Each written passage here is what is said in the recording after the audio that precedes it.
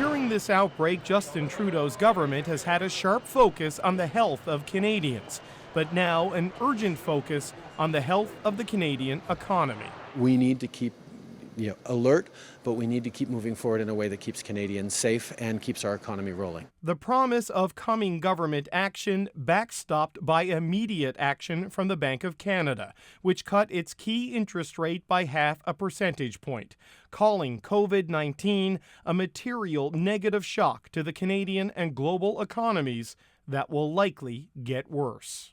This is not a situation that Canada created, but it is a situation that we are going through.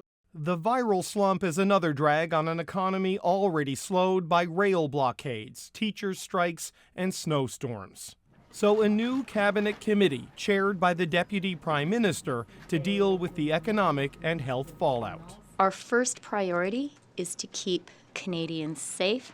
To do that, they are working with provinces to make sure hospitals have what they need and relying on existing plans for an influenza pandemic to deal with COVID-19. There are enough similarities for this plan to provide us with a solid foundation and an advanced starting point for a comprehensive response. And while the country is anxious, the number of cases in Canada remains less than 1 in a million. I think it's important for us to seek a sort of, I would call it the Goldilocks response. Not too hot, not too cold.